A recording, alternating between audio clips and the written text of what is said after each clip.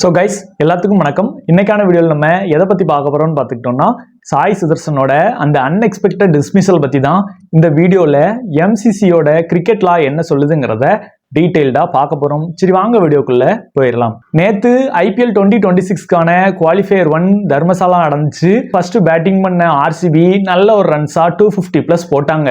So இதை கண்டிப்பாக chase பண்ணணும் அப்படின்னா ஓப்பனர்ஸ்ட இருந்து நிறைய ரன்ஸ் வந்தே ஆகணும். எல்லாத்துக்குமே தெரியும் சுதர்சன் அண்ட் கில் வேற லெவல் பெர்ஃபார்மன்சஸ் இந்த சீசன்ல கொடுத்துட்டு இருக்காங்க. ஸோ சுதர்சனோட பெர்ஃபார்மன்சஸ் ரொம்பவே இம்பார்ட்டன்ட்டு ஜிடி ஃபேன்ஸ் எதிர்பார்த்து பார்த்துக்கிட்டு இருந்தாங்க. யூஸ்வலாகவே நல்லா விளையாடக்கூடிய பிளேயர், டோட்டல் நிறையன்ட்டு அடிக்க போய் அவுட் ஆயிருந்தா கூட ஃபேன்ஸுக்கு சாட்டிஸ்ஃபை ஆயிருக்கும். பட் அவர் அவுட் ஆன விதம் பெரிய சர்ச்சையே கிளப்பிருச்சு.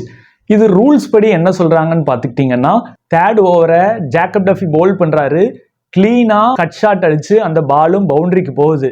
இந்த சைடு நம்ம பார்த்தோம் அப்படின்னா அவர் கையில இருந்து பேட்டும் ரிலீஸ் ஆகி அந்த பேட் ஒரு பவுன்ஸ் ஆகி ஸ்டெம்பில் அடிக்குது.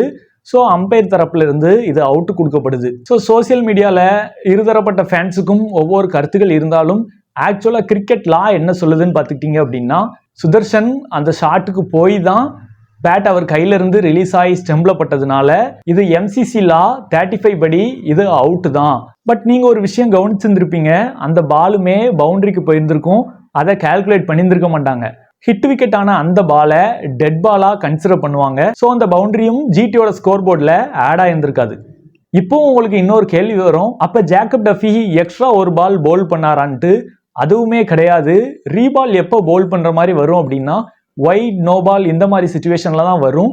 டெட் பால் கொடுக்குறப்ப, குறிப்பா ஹிட் விக்கெட் ஆகுறப்ப அந்த பால் லீகல் பாலா தான் கன்சிடர் ஆகப்படும் அப்படிங்கிறதும் ஒரு லா சொல்ற ஒரு முக்கியமான பாயிண்ட் தான். ஜிடி ஃபேன்ஸா இருந்தா தான் இருந்திருக்கும். அவுட் ஆன விதம் ஒரு விதமா வருத்தத்தை அளிச்சாலும் எந்த சிச்சுவேஷன்ல அவுட் ஆனாருங்கிற மாதிரி இருக்குல்ல. லீக் மேட்ச்ல அவுட் ஆயிருந்தா கூட பரவாயில்ல, குவாலிஃபயர் 1 ஜெயிச்சா அழகா போய் ஃபைனல்ல உட்காந்துக்கலாம், நிறைய டைம் இருக்கும். ஸோ நீட்டா ஃபைனலும் அகமதாபாத்தில் நடக்கிறதுனால அவங்களோட ஹோம் கிரவுண்ட் பெரிய அட்வான்டேஜ் தான். ஸோ இதை எல்லாமே ஃபேன்ஸ் யோசிச்சு பார்ப்பாங்க. கண்டிப்பா இதுவுமே வருத்தமாக தான் இருக்கும். பட் இன்னொரு சைட்ல இருந்து பார்த்துக்கிட்டிங்கன்னா இது அவுட்டு கிடையாது, நாட் அவுட் தான்ட்டும் ஒரு சைடு தரப்புல இருந்து சொல்றாங்க.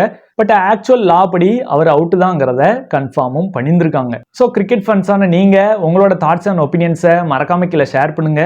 இந்த மாதிரி கிரிக்கெட் ரிலேட்டட் அப்டேட்ஸ் நிறைய நீங்க தெரிஞ்சுக்கணும்னு நினைச்சீங்கன்னா மறக்காம சேனலை சப்ஸ்கிரைப் பண்ணி சப்போர்ட் பண்ணுங்க.